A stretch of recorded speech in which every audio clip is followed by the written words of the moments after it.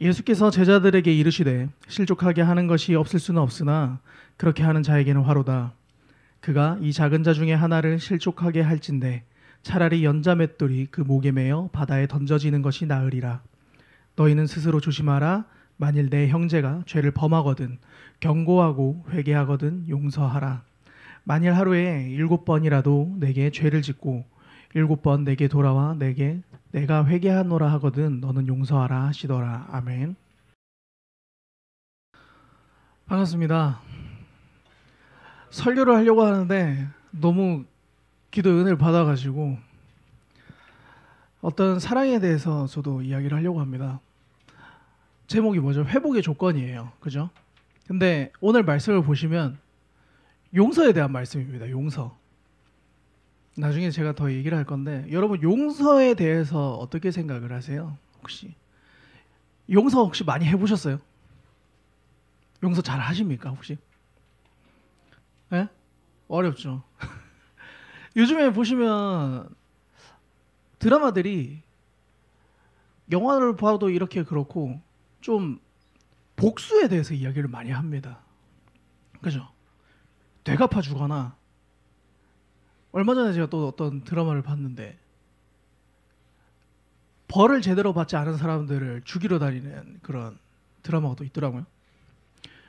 그러면서 참 무서운 것이 설교를 제가 이렇게 하면서도 죄를 제대로 안 지었으면 벌을 받아야지 하면서 막 난 독재를 해서 아주 다 집어넣고 싶다고 그냥 막 그런 얘기를 한 적이 있습니다. 그렇게 사람들이 어떤 사이다라고 하잖아요. 그죠? 그런 전개를 되게 좋아해요.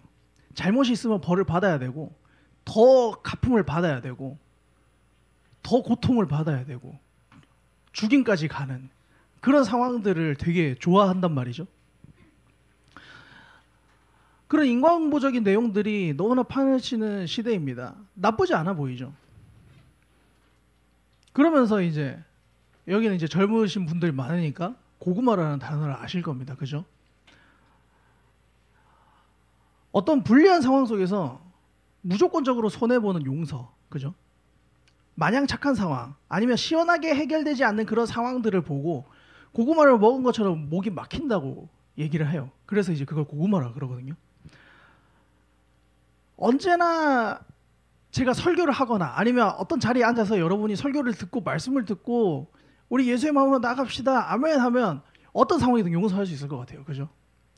남들을 사랑해야 되고 그 사랑으로 남들을 용서해야 되고 압니다. 왜냐? 내가 그런 예수님의 사랑으로 용서를 받았기 때문에. 그죠? 근데 안 돼요. 잘 안 돼요. 왜? 우리는 알잖아요. 당했으면 당한 만큼 복수를 해줘야 되잖아. 사람들이 그걸 또 좋아한단 말이에요. 왜 내가 당하고 있어야 돼? 이래요. 특히 저는 이런 어떤 고구마 같은 상황들을 되게 싫어합니다. 엄청 싫어요. 근데 아이러니하게도 이런 상황들 좀 많이 놓이게 됐어요. 저 역시 어떤 남들에게 용서를 되게 많이 구했거든요. 어떤 제 행동이라든지 말이라든지 어떤 상황 속에서 용서를 엄청 많이 구하기도 하고 또 용서를 많이 해야 되는 상황에 놓이기도 했습니다. 근데 내가 할 때는 난 다시는 안 할 거니까 내 용서를 받아줬으면 좋겠어. 왜? 나는 진심이니까 난 괜찮아 라고 이야기를 한단 말이에요. 그런데 남들이 그렇게 이야기하면 어떤 생각을 하냐면 아이고 지금이나 그렇지 나중에 돼봐라 네가 똑같이 뭐 바뀌는 게 있냐 이렇게 생각을 하는 거예요. 지금 모면하려고 용서를 구해봤자 네가 그래봤자 너지 뭐야 이렇게 되는 거예요. 어릴 때 참 그런 생각을 좀 악하게 많이 했습니다. 근데 그렇다고 또 이게 표면적인 부분들이 있잖아요. 그래서 안 받아주진 않아요. 받아준단 말이에요. 그래 그럴 수 있지 하는데 속으로는 넌 끝났다 이러고 있는 거예요 제가. 그러면서 받아주면서 이유를 만듭니다. 저한테. 저 자신에게 합리화를 많이 시켰어요. 이제 나이도 점점 먹어가고 어떤 보여주는 거에서 적을 만들어봤자 굳이 좋을 것도 없고 더 싸워서 뭐하냐 그냥 내가 포기한다 생각하자 이렇게 나 자신을 합리화하고 있더라고요. 그러면서 신경 안 쓴다 뭐 약간 이렇게 하면서 어떤 내 마음속에서 용서를 하지 못하는 그 마음을 합리화할 주제들을 자꾸 찾고 있는 거예요 제가. 그죠? 그러면서 어떻게든 그 표면적인 부분들로 처리하면서 그 상황들을 계속 넘어가기 시작했습니다. 여러분들은 혹시 어떻게 처리하시나요? 그 마음 가운데 정말 무조건적인 용서가 가능하십니까? 안 될 거라고 생각을 하는데, 저는 그런 상황들이 좀 반복되니까 좀 마음이 썩어가더라고요. 이게 용서가 아니 되더라고요. 내가 사랑한다고 말하는 그 사랑이 아니었어요. 그렇게 계속해서 어떤 예수 그리스도를 믿으세요라고 하면서 내 마음은 계속 썩어가는 것을 느끼게 되었습니다. 계속해서 봐야 되고 계속해서 같이 일을 해야 되고 또 어떤 연락을 해야 되는데 내 마음이 가짜인 거예요. 근데 안 되니까 목사님을 찾아가서 따져보기도 했어요. 왜 내가 만나는 사람들이 이렇습니까?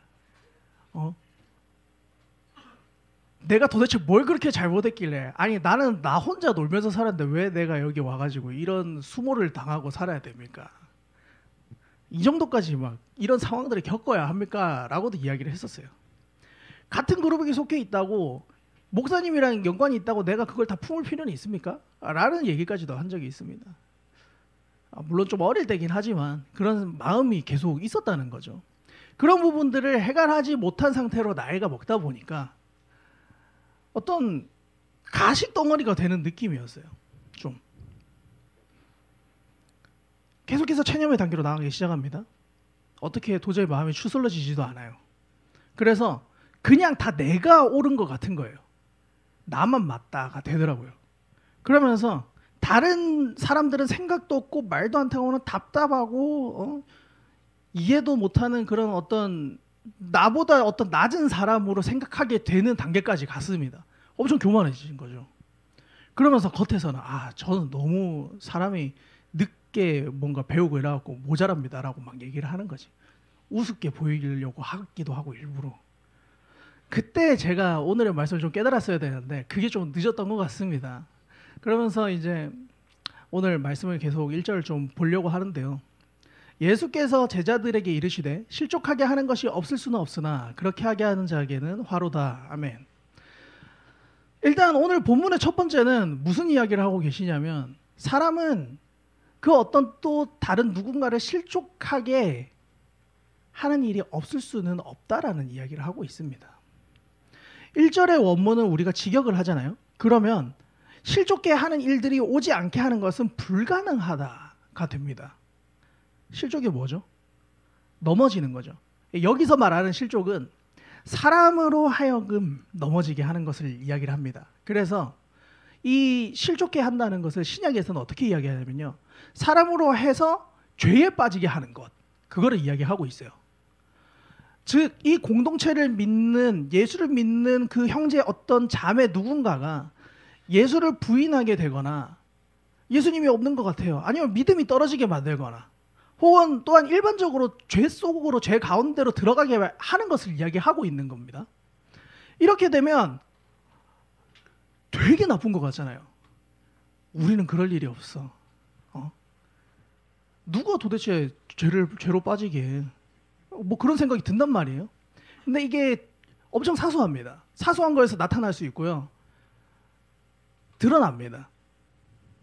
일상생활로 들어가 보면 에게 겨우 이걸로? 라는 상황들이 되게 많이 놓이게 돼요. 제가 많이 경험했던 건데 내 기분대로 이야기를 하는 거예요. 나는 이게 맞다고 생각해서 야 이거 이렇잖아 하는데 사람들이 되게 상처를 많이 받습니다. 왜 말을 그렇게 하세요? 난 할 말 한 건데. 저 뒤에 앉아 계시는 그 니은 모 형제님께서 엄청 상처를 많이 받으셨어요 저한테. 그래가지고 넌 도대체 왜 사과를 그렇게 하냐, 왜 말을 그렇게 하냐, 너한테는 사과가 너무 쉽냐, 뭐 이렇게도 얘기를 하더라고요. 근데 그렇게 말하는 게 야 난 내 스타일대로 얘기했어, 난 진짜 미안한 거야 가 되더라. 그렇게 되더라는 말입니다. 그러면서 함부로 이야기해서 어떤 사람이 시험에 든다거나 또는 일상 속에서 티를 안 낸다고 하지만 내 마음속에 어떤 사람을 무시하거나 깔보는 게 은연중에 드러나는 거예요. 얘기를 하는데 안 듣는다든지 하고 딴 일을 한다든지 뭐 그런 것들이 나타나요. 사람 가운데에서. 나도 모르게 나타나는 겁니다. 그런 것들이. 그죠? 오늘 본문에서 예수님은 그런 요소들을 이야기하고 계신 거예요. 예수님께서는 왜 그 이야기를 우리에게 하고 계실까요? 공동체에게 하고 계신 건데 왜 예수를 믿고 따르는 공동체에게 이런 일이 생깁니까? 우리가 너무 못나서도 아니에요. 그죠? 이 세상에 죄가 들어와 있기 때문이죠. 이 세상에 죄가 들어와 있기 때문입니다. 그래서 또한 우리에게는 죄가 있고요. 죄성이 있고 연약함이 계속해서 존재하는 사람들이에요. 그러니까 이 세상 속에서 우리가 살아갈 때 우리가 죄를 짓게 만드는 요소들이 어느 곳에나 산재해 있다는 말이에요. 그죠? 예수님께서는 세상에 죄가 존재한다는 사실을 그대로 인정을 해주고 계십니다. 또한 그런 시험들이 반드시 우리가 예수를 믿는 그런 그리스도인들에게 있다고 말씀하세요. 그리고 그로 인해서 그리스도인들은 그들의 공동체에서 더욱더 자신에 대해서 그들 공동체 내에서 경각심을 가져야 된다고 이야기를 하고 계십니다. 근데 우리는 어때요? 아까 얘기했잖아요. 그런 상황이 벌어지면 우리가 죄가 들어왔어. 조심해야 되겠는데? 안 그럽니다. 내가 못할 말 했어? 내가 맞는 말 했잖아. 이렇게 되는 거예요. 내가 하는 일에, 내가 하는 행동에 당위성을 부여하기 시작합니다. 그때부터. 이전의 삶을 다시 한번 좀 돌아봤으면 좋겠습니다, 여러분. 여기까지 왔는데 도대체 전도사님 이게 회복이랑 도대체 무슨 관련이 있습니까? 라는 생각이 좀 드실 수가 있어요.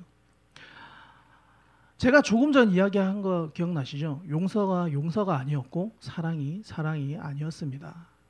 내가 나에게 어떤 당위성을 부여하는 그 순간에 세상 속에서 나는 순식간에 의인이 되어버려요.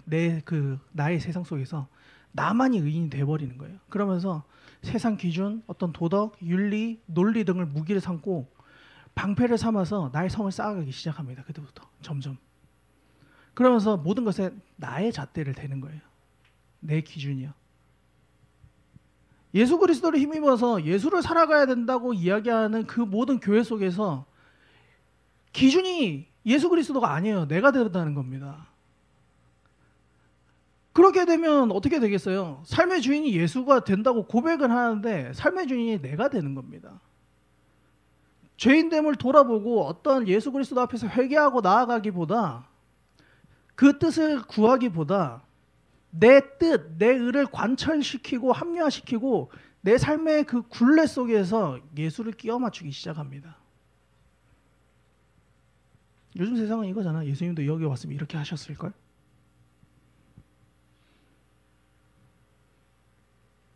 근데 그 현상이 한 사람에게만 일어나는 게 아니라는 거죠. 만약에 공동체 속에서 그런 일들이 각 사람에게 일어난다고 생각해 보십시오. 어떤 공동체, 우리 교회 혹은 작은 소모임들, 무별 모임도 그렇고요. 좋은 일로 시작하지만 그런 모임들 가운데에서 그 모든 그룹에게 그런 일들이 향한다고 생각해 보십시오. 큰일 납니다. 진짜. 미움과 다툼이 있고요. 질투가 있고요. 시기가 있고 무시가 있을 것이고요. 분열이 있을 것입니다. 무조건 깨어집니다. 없을 것 같죠? 진짜 없습니까? 여러분 살아오면서 그런 일들이 없으셨어요? 그게 전부 다 다른 누구의 탓입니까? 우리가 깨어있지 않는다면 여러분 아무리 지금 사람이 늘어나고요. 아무리 좋은 상황이라도 계속해서 우리는 이런 상황에 직면하게 되고 마주보게 될 것입니다. 계속해서 2절에 나오는 작은 자라는 게 있어요. 작은 자. 이게 막 마음이 옹졸해. 사람이 쬐깐해. 이런 얘기를 하는 게 아니에요. 얘가 툭 찔렀는데 하면서 너는 왜 나를 때려? 막 이렇게 하는 어떤 마음이 옹졸한 사람이 아니에요. 연약한 자를 이야기를 하는 겁니다. 그 연약한 자는 무엇을 이야기하냐면요. 소외된 이웃. 그죠? 보잘것없는 사람일 수도 있고요. 감히 어떻게 우리 그 뜻대로 보잘것없는 사람을 판단하겠냐마는 그런 사람들 혹은 믿음이 연약한 자들, 마음이 연약한 자들, 스스로의 어떤 뜻으로 일어서지 못하는 그런 아직 아기 같은 신앙을 가지고 있는 사람들일 수 있다는 거예요. 그래서 그 공동체와 이웃을 우리는 나의 잣대로 바라보면 안 된다는 겁니다. 그 작은 자, 연약한 자를 예수 그리스도의 마음으로 바라봐야 된다는 겁니다. 그래서 그 어떤 상황이 닥쳐오든 간에 우리는 주님 안에서 그를 용서할 수 있어야 됩니다. 그때야 우리는 주가 주시는 사랑 안에서 하나가 될 수 있습니다. 그때에 우리 각 사람에게 미움과 다툼, 그런 마음들, 회복되지 않는 것들, 분열의 마음 속에서 예수 그리스도의 그 사랑, 우리를 죄에서 구원하신 하나님의, 예수님의 그 십자가의 사랑으로 말미암아 그런 마음을 가지게 될 줄로 저는 생각합니다. 오늘 이 시간 함께 예배를 드리는 헤세드 처치의 모든 분들이 예수 그리스도의 마음으로 서로를 사랑하는 귀한 역사가 있길 소망합니다. 계속해서 제가 2절을 보도록 하겠습니다.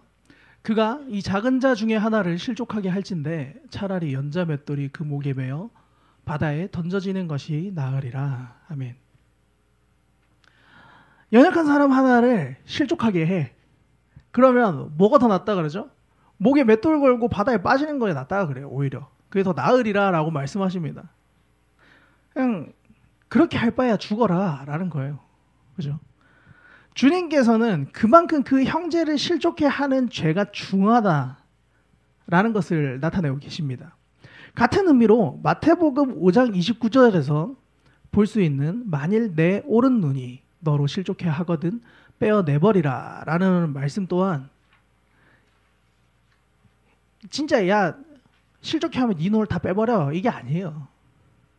그만큼 두 눈을 가지고 지옥에 들어가는 것보다 한쪽 눈만 가지고 천국에 들어가는 것이 더 낫다는 원리적인 것을 이야기하고 계신 거예요. 그래서 예수님은 이렇게 실족해 하는 일이 없도록 스스로 조심하라고 이야기하십니다. 그죠? 계속해서 여러분 경각심을 가지십시오. 스스로 조심해야 됩니다. 어떤 많은 공동체의 생활 속에 우리가 각 자리에서 어떻게 됩니까?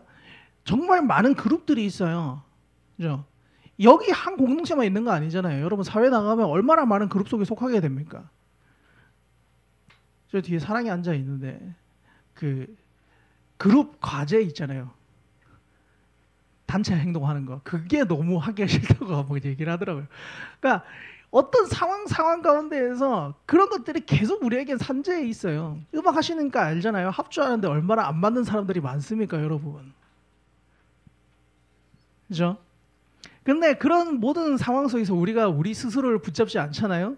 그러면 우리가 작은 자를 충분히 실족해 할 만한 죄인임을 고백하지 않는다면, 그것을 인정하고 주님께 매달리지 않는다면 우리는 분명히 분열하고 깨어지게 될 것입니다. 우리가 조심하지 않기 때문에 세상이 양극화되는 거예요, 여러분. 세상이 양극화돼서 우리가 이렇게 살아가는 것이 아닙니다. 그리스도인들 그리고 교회 또한 어떻게 하죠?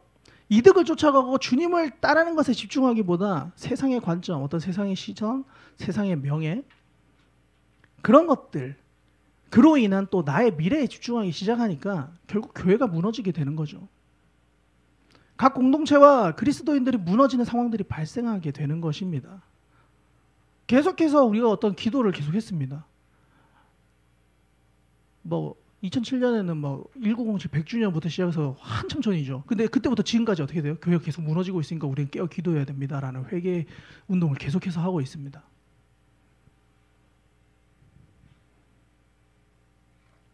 그때부터 지금까지 또 많은 발전을 했죠. 근데 계속해서 무너지고 있다 그래요.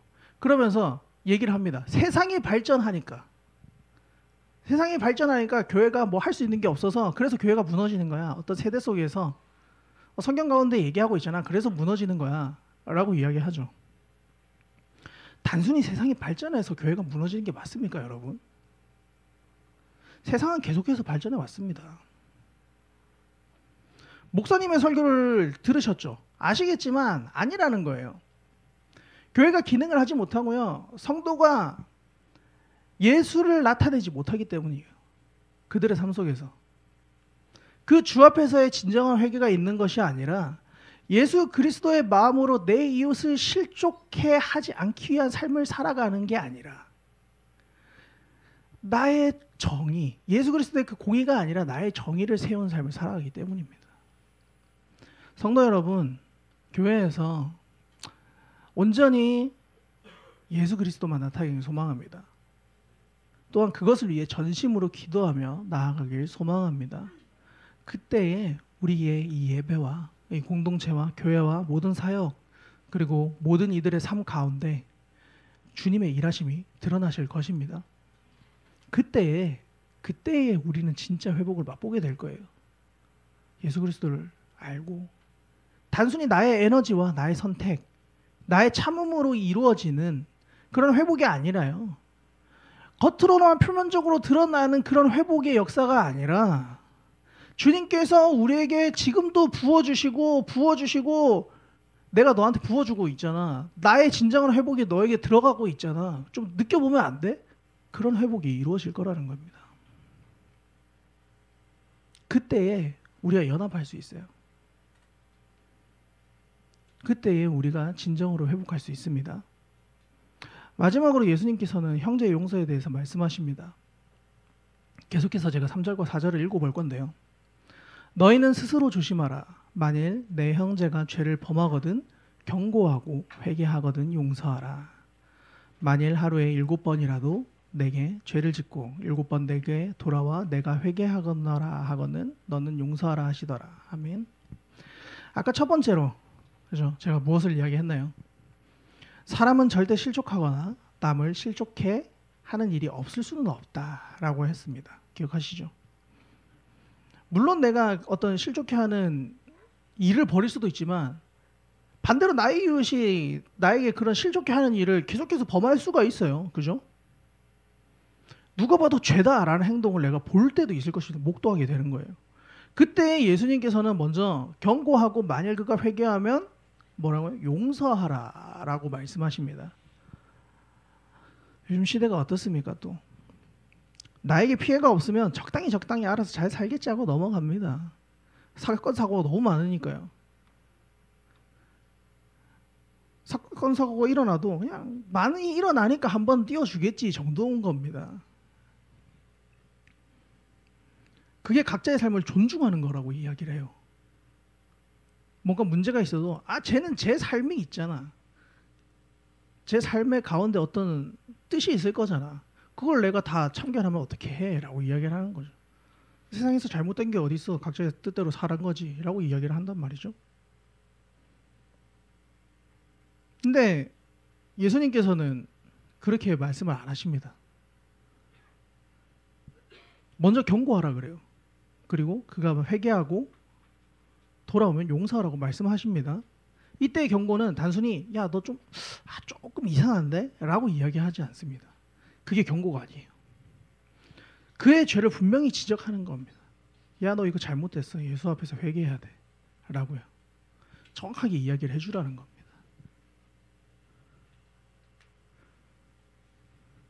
우리가 깨어서 그 사람을 진짜 예수 그리스도의 마음으로 사랑하잖아요. 지적할 수밖에 없어요. 사실 그렇잖아요. 누가 깜빵 갈 일을 한다고 칩시다. 감옥에 갈 일을 한다고 쳐요. 그럼 여러분 얘기 안 하겠어요? 내가 사랑하는 사람이면, 적당히 아는 사람이면 그래? 잘 돼? 범죄를 저지르는데 뭐 잘 먹고 잘 살 것 같아. 그러면 네 삶 존중할게. 그러니까 될 수는 있다니까요. 근데 그게 내 동생이라고 생각해 보세요. 내 여자친구, 내 남자친구라고 생각해 보세요. 내 부모님이라고 생각해 보세요. 엄마 돈 좀 버니까 우리 사기 좀 칠까? 한 3년 들어갔다 나오면 되잖아. 내가 그새 돈 잘 관리하고 있을게. 하실 수 있습니까 여러분 진짜? 별로 신경 안 쓰니까 할 수 있는 거예요.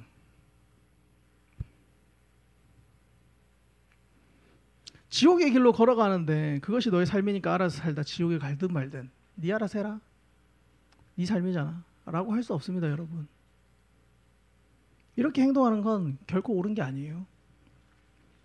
또한 이 본문의 말씀은 단순히 우리가 내키면 이야기하고 아니면 마는 그런 것이 아니라 분명히 우리에게 주어지는 예수님의 명령이라는 사실을 기억하시길 소망합니다. 근데 그렇습니다. 한 번만 잘못하는 거 봐도 너무 짜증이 나요. 근데 이게 한두 번이 아니라는 거죠. 근데 그걸 참고 넘어가야 되는 거예요. 한 번도 용서해 주기 싫잖아요. 용서가 잘 됩니까? 쉽지 않아요. 제가 봤을 때 그래도 수인이는 한 3번 정도는 용서해 줄 것 같습니다. 어떤 죄가 있을 때 용서 정도 해. 유리도 한 3번 정도 해줄 수 있을 것 같아요. 딱 그 정도. 나머지는 한 번 실수하면 너 내 눈 밖에 났어. 너는 끝났어. 막 이렇게 될 것 같아. 저는 근데 아니더라고요. 한 번 실수하는 거 보면 나는 한 3-4번 실수해도 아이씨 내가 살면서 사람이 그럴 수도 있지 하고 되게 간대한데요. 다른 사람이 한 번 실수하면 되게 예민해지더라고요.